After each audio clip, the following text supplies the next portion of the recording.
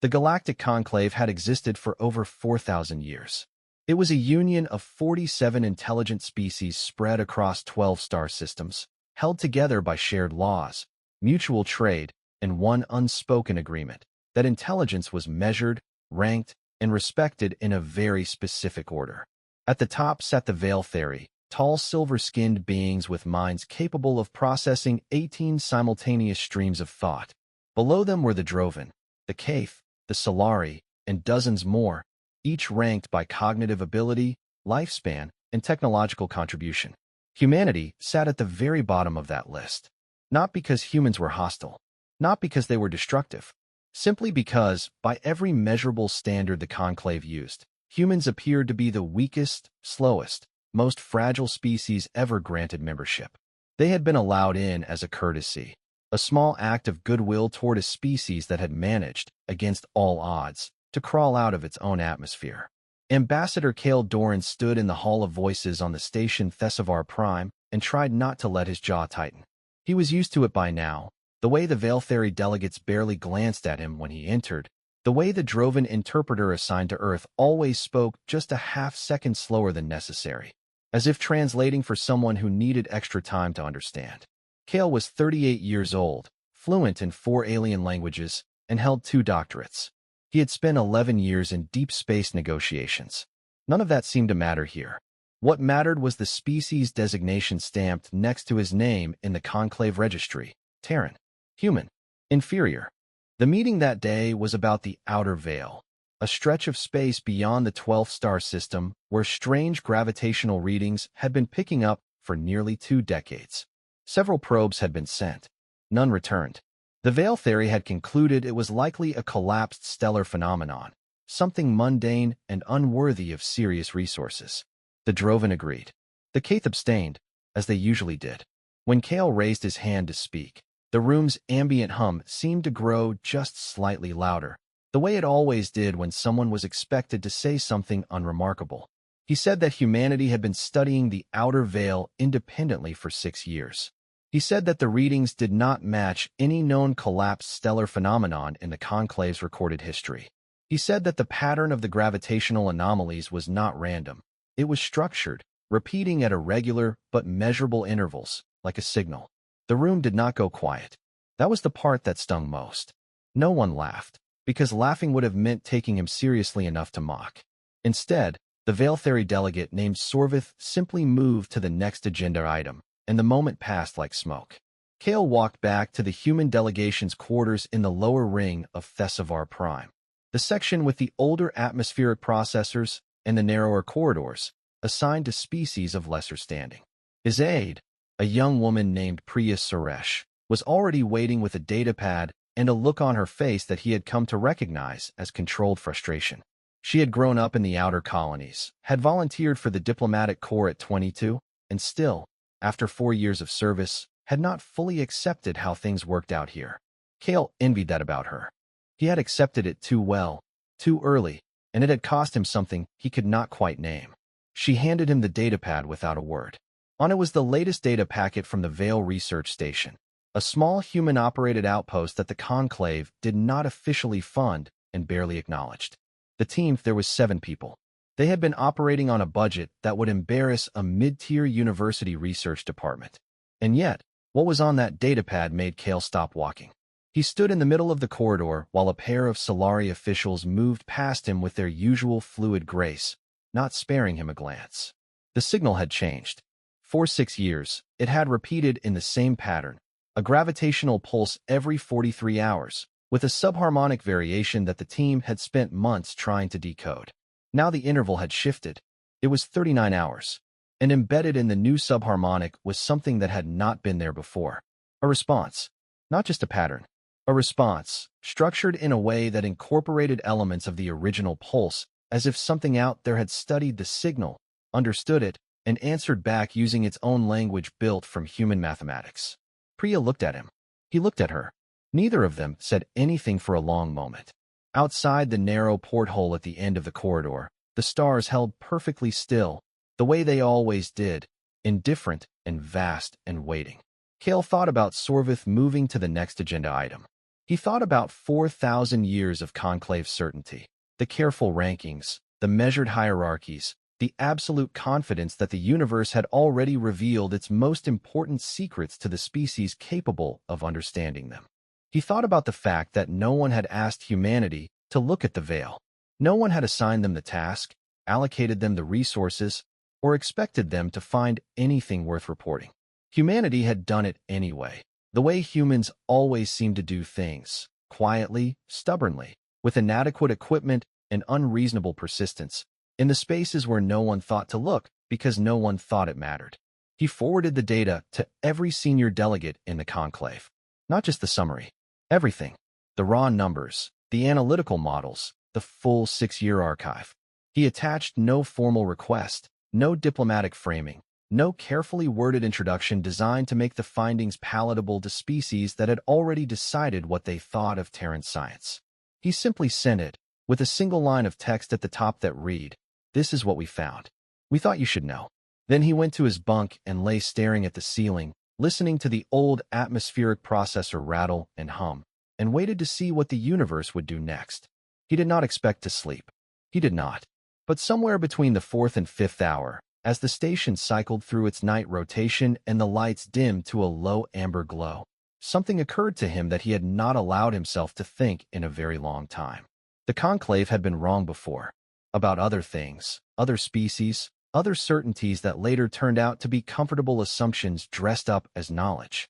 It was possible, not certain, not even likely by their own standards, but possible that they were wrong about this too. And if something beyond the outer veil had just answered a signal that only humans had thought to send, then the question of who was inferior to whom had just become a great deal more complicated. The conclave's response came in 3 waves. The first was silence, 48 hours in which no senior delegate acknowledged the data packet at all. Kill was not surprised. 48 hours was approximately how long it took the veil theory to decide whether something deserved to be taken seriously or quietly archived. He spent those 2 days in the human delegation's small conference room with Priya and 2 other staffers, going over the data again, checking and rechecking, looking for the error that would explain everything in comfortable, unremarkable terms. They did not find one. The second wave was dismissal dressed as concern. A veil theory subdelegate named Aerith contacted the human delegation formally and expressed appreciation for the data contribution while noting that the analytical methodology used by the Veil Research Station was, regrettably, not aligned with conclave standard protocols. The gravitational pulse intervals, she explained with practiced patience, were subject to measurement drift when collected by equipment operating outside certified calibration windows. The station's instruments had not been recertified in 18 months.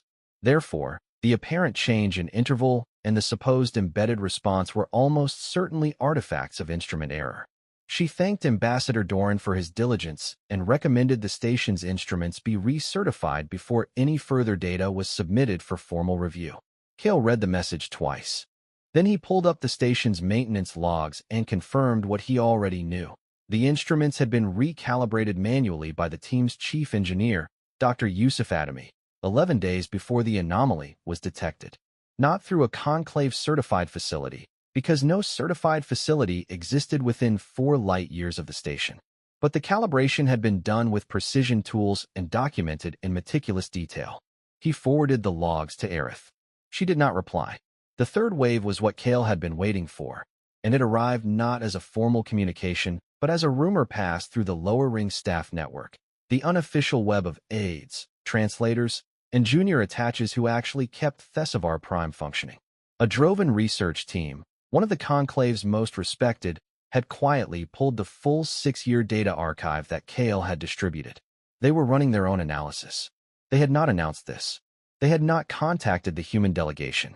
They had simply taken the data, as if it were a raw resource to be processed by more capable hands, and begun working on it in their own facility in the upper ring. Priya wanted to file a formal objection. Kale told her not to. She looked at him the way she often did, like she was trying to decide whether his patience was wisdom or surrender. He told her there was a difference between the two, but that the difference sometimes looked identical from the outside, and the only way to know which one you were practicing was to wait and see what you built with it. She did not look satisfied by this answer. He was not sure he was either. What happened next came from the station itself, not from any diplomatic channel. Dr. Adami sent a direct message, flagged urgent, at what would have been 3 in the morning on the station's main clock. Kale was awake. He had not been sleeping well, and he read it immediately. The message was short. The signal had changed again. The interval was now 36 hours. The embedded response had grown more complex. And there was something new, a secondary signal, running at a completely different frequency, not gravitational but electromagnetic, that had not been detectable before. It was as if whatever was generating the pulse had realized it was being heard and had decided to speak louder, or had decided to say something different, or both. Adami had included a preliminary decoding attempt. The team had been working on it for 9 hours straight. They had not slept. The electromagnetic component, when mapped against a base 12 mathematical framework, something that Adami had tried almost as an afterthought, because the gravitational pulse structure had a subtle base 12 symmetry that he had noted months ago and never fully explained, produced something that looked very much like a spatial coordinate, not of a location within known space, of a location beyond the veil. Kale sat with that for a long time. Outside his small window, the stars were doing what they always did, which was nothing visible, nothing dramatic, nothing that gave any indication that somewhere past the edge of everything the conclave thought it understood, something was providing directions. He thought about how the Droven team upstairs was probably still running its analysis, probably still treating the human data as raw material, probably still operating on the assumption that if there was something important to find, they would be the ones to find it. He messaged Adami back with 2 words, "Keep going." Then he began composing a new communication, this time not to the full conclave, but specifically to 3 individuals. The first was a Caith physicist named Dravan who had, years ago at a conference Kale had attended more out of obligation than interest, given a short informal talk about the possibility of structured signal generation from non-biological sources in dense gravitational environments. Everyone else at the conference had treated it as a curiosity. Kale had written down Dravan's contact information. The second was a Solari mathematician who had published a paper 14 months ago arguing that the conclave's standard models for gravitational wave propagation contained an unexamined assumption about directionality that could, under specific conditions, cause systematic misinterpretation of signal source data. The paper had received polite acknowledgement and no serious engagement. The third was an elderly human astrophysicist named Dr. Mara Okonkwo, who had spent 30 years arguing that the outer veil was not a dead zone but a boundary, and who had been quietly removed from the primary research funding pool 8 years ago after she published a theoretical model that the Conclave Review Committee described as speculative beyond acceptable parameters. He told all 3 of them what he knew. He told them about the coordinate. He told them about the base 12 structure. He told them what Aerith had said about instrument drift and what the maintenance logs showed, and what the Droven team was currently doing upstairs without saying a word to anyone in the lower ring. He asked each of them if they were interested in a conversation. All 3 responded within 2 hours. Dravan said yes. The Solari mathematician, whose name was Thesaivi, said yes, and also noted with dry precision that it was gratifying to find one's marginal work considered useful by someone. Dr. Okonkwo's reply was a single sentence that made Kale smile for the first time in several days. "I have been waiting for this call for 30 years. Don't waste my time." He arranged for a secure channel and set a meeting for the following morning. Then he lay back on his bunk and stared at the ceiling of the lower ring and thought about coordinates, about signals that grew louder when you listened, about the particular stubbornness of people who kept studying things that no one else thought worth studying, who kept calibrating instruments that no one certified, who kept building mathematical frameworks around symmetries that everyone else had logged as minor and moved past. He thought about what it meant that the first species to receive a response from beyond the veil had been the one everyone had agreed was too limited to find anything important. He did not have an answer, but the question itself felt, for the first time in a long time, like something worth holding. The meeting happened in a room that technically did not exist on Thesavar Prime's official floor plan. It was a maintenance access chamber 2 levels below the lower ring, repurposed years ago by the station's human engineering crew as a quiet space. A place to eat lunch away from the structured social hierarchies of the common areas. A place to think without being reminded of rank. The walls were bare metal. There were 4 folding chairs and a portable display unit. It was, Cale thought, probably the least prestigious meeting space in the entire conclave station, and it was also, at this particular moment, the most important one. Dravon joined via a holographic link from the Caith research deck, his long translucent fingers folded in front of him, his expression carefully neutral in the way that the Caith reserved for moments when they were concealing interest. Thasivi's link came in from the Solari Education Wing, and she had clearly been awake for some time. Her secondary sensory membranes, usually folded flat during social interactions, were slightly raised, which Cale had learned was the Solari equivalent of leaning forward in a chair. Dr. Okonkwo was physically present, having taken a transport pod from the aging Human Research Annex on the station's outer ring, where she had been conducting what the Conclave's Resource Allocation Committee still officially listed as routine archival work. She was 71 years old, wore her silver hair pulled back with the kind of no-nonsense efficiency that suggested she had stopped caring what it looked like approximately 40 years ago, and she arrived 6 minutes before the scheduled start time, carrying a datapad so full of annotated files that the display flickered when she opened it. Cale laid out what he knew and what he did not know in that order, which was the opposite of how most diplomatic briefings were structured. He started with the uncertainties because Okonkwo had told him not to waste her time, and presenting unverified signals as confirmed fact would qualify. Then he presented the data, the 6-year pulse record, the interval shifts, the base 12 structure, the electromagnetic secondary, the coordinate. He watched the 3 of them as he talked, the slight forward shift of Thasivi's membranes, the way Dravon's fingers went still rather than their usual slow, rhythmic movement, the look on Okonkwo's face that was not surprise, but rather the expression of someone who has been saying something for 30 years and has just heard it confirmed. Okonkwo spoke first. She said the coordinate was consistent with a theoretical location she had identified in her 2041 paper, the one that had been removed from active funding consideration. She said that her model had predicted a high-probability zone for what she called a veil aperture, meaning not a dead zone but a threshold, a point at which the known physics of the conclave's mapped space gave way to something that her models could describe mathematically but could not fully characterize. She said she had been told, more than once and by more than one senior researcher, that the concept of a veil aperture was not scientifically credible. She said this in the tone of someone reporting a historical fact rather than expressing personal grievance, but the precision of her word choices made it clear she had not forgotten a single conversation. Dravon said that the base 12 structure was not arbitrary. The Caith had their own name for it, an old theoretical designation, something from pre-conclave physics research that had been largely set aside as the conclave developed its standardized models. It described a mathematical signature associated with certain types of constructed gravitational systems, meaning systems that were not naturally occurring but built. He said this carefully, in his quiet Caith way, as if placing a very heavy object down very gently. The implication sat in the room for a moment before anyone addressed it directly. Thasivi addressed it directly.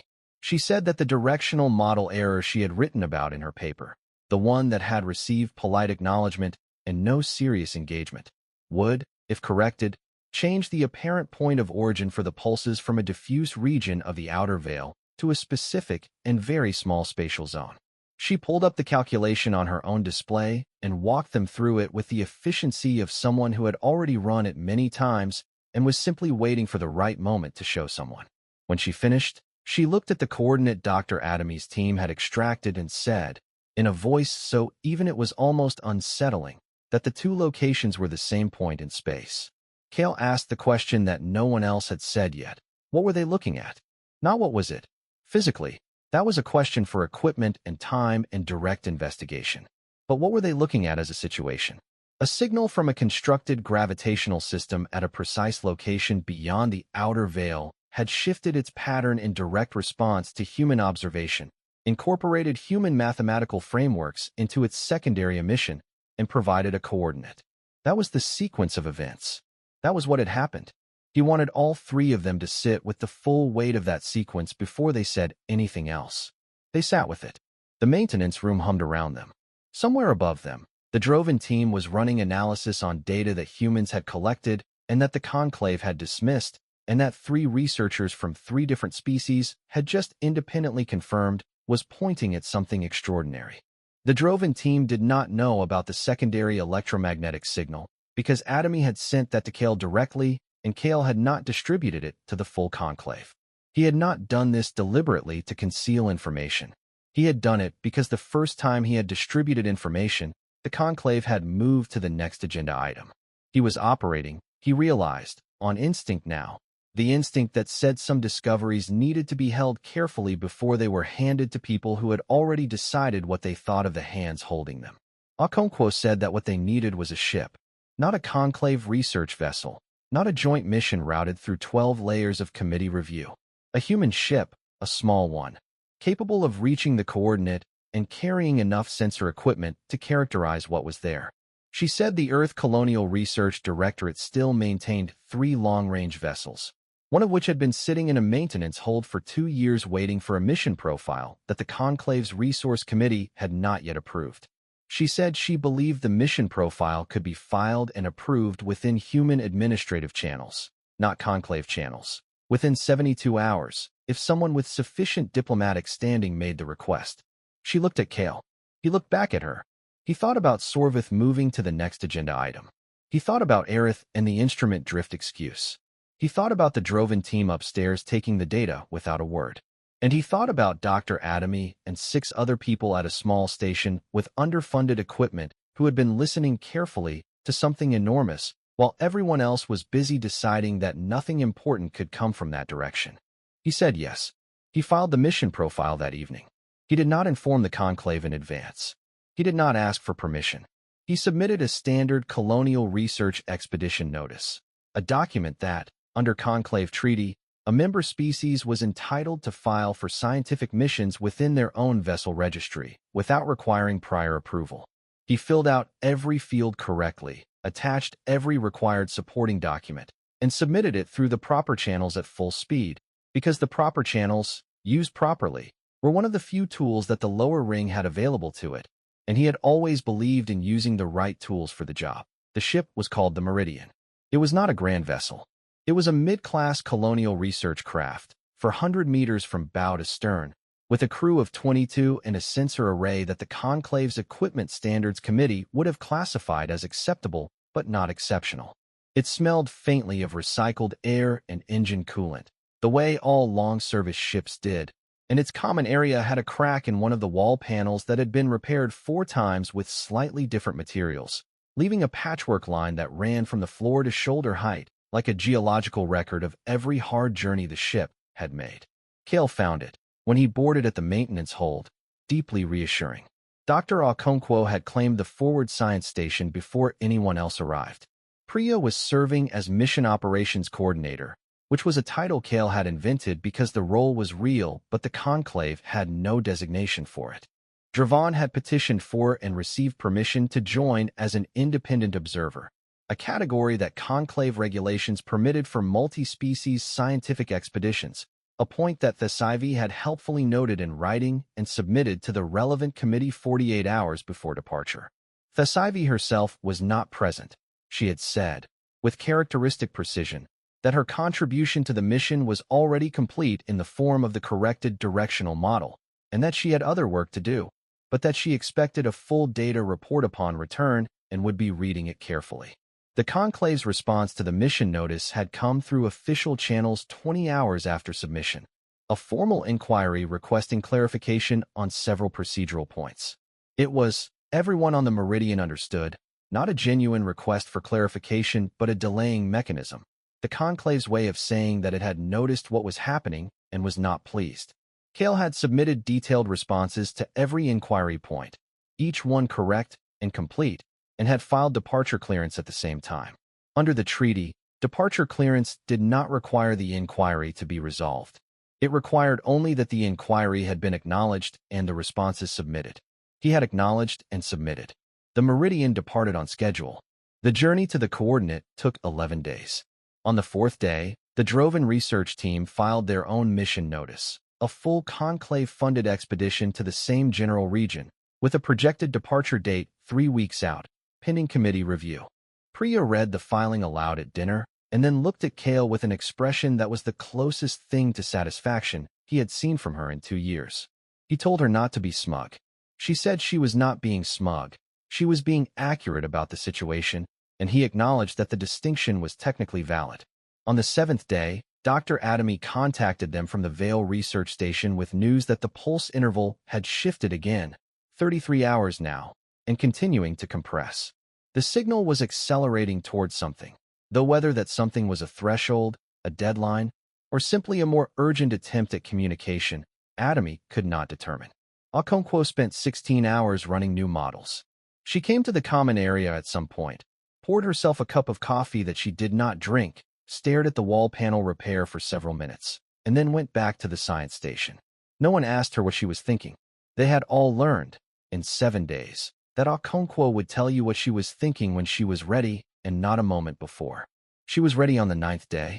She gathered the senior crew and told them that the compressing interval suggested the signal source was aware of their approach and was calibrating its timing to their arrival, specifically to ensure that the pulse reached its minimum interval precisely as they entered optimal sensor range of the coordinate. She said this with the same flat precision she used for everything else. Then she said, more quietly, that the structure of the signal, the way it had incorporated the human mathematical base, the way it had added electromagnetic communication only when the gravitational pulse alone did not produce a response mission, suggested an intelligence that was not just powerful but patient, something that had been waiting, something that had learned to speak in the language of whoever was listening, because it understood that the listener mattered. The meridian reached the coordinate on the 11th day. They did not immediately see anything. That was the first remarkable thing. The approach sensors showed no anomalous object, no structure, no debris field, nothing that a conventional scanner would flag as significant. Okonkwo was not surprised. She directed the team to run the sensors on a modified setting, one based on her old theoretical model, the one that had been deemed speculative beyond acceptable parameters. The modified scan took 40 minutes to compile. When it finished and the results came up on the display, the forward science station went very quiet. What the modified scan showed was a structure, not a physical structure in the conventional sense, but an organized disruption in the geometry of space itself. It was large, much larger than it appeared to passive observation, because most of it existed in a dimensional configuration that standard sensors were not built to detect. It was also clearly made. The organizational pattern was not natural, not in any sense that the word natural applied in physics. It had been built by something, at some point, in a manner that the conclave's 4,000 years of accumulated scientific knowledge had no framework to fully describe. Dravon said, very quietly, the old Caith word for it, the pre-conclave designation. Okonkwo said she had always thought that term was apartment. Kale asked what the word meant. Dravon was quiet for a moment, and then said, it meant a door. The pulse came while they were still processing. It was the shortest interval yet, 31 hours. Then the signal arrived, stronger than any of the previous records, flooding the sensor array with data that would take months to fully analyze. But embedded in it, clean and unmistakable, was something that took only seconds to understand, a confirmation. A signal that said, in base 12 mathematics, in the exact structural format that Adamy's team had spent 6 years learning to read, that what they were looking at had been waiting, that it had sent its signal into the space of the conclave many times and in many directions over a period far longer than any member species recorded history. That no one had answered. Until now. Until a species that everyone else had decided was too limited to find anything important had pointed a small sensor array at the right piece of sky and refused to stop listening. Kale stood in the forward science station of a mid-class colonial research ship with a cracked wall panel and an inadequate equipment budget and looked at the image on the display. The door, built into the geometry of space by something older than the conclave's oldest member, waiting open at a coordinate that a mathematician had identified in a paper that nobody serious had bothered to read. He thought about Sorvith and the next agenda item. He thought about Aerith and instrument drift. He thought about the Droven team 3 weeks behind them and the committee review pending and the formal inquiry sitting in a server somewhere waiting for another procedurally perfect response. And he thought about Adamy and his 6 colleagues at their small station, and Okonkwo and her 30 years, and Priya who had never fully accepted how things worked out here. And he thought that perhaps, not certainly, but perhaps, how things worked out here was about to change. He asked Okonkwo if she knew what was on the other side. She said no. She said that was the point. She said that in her experience, the most important discoveries were never the ones that confirmed what you already thought you knew. They were the ones that opened into everything you had not yet imagined, everything that was waiting for you to be curious enough and stubborn enough and willing enough to show up and look. Then she went back to her instruments, because there was work to do, and she had always been better at working than waiting. Kale looked at the door in the geometry of space and thought about the fact that humanity had not been sent here, had not been funded to be here, had not been expected or invited or deemed qualified to be here. They had come anyway, the way humans did, into the space where no one thought to look, because no one thought it mattered. And the universe, it turned out, had been waiting for exactly that.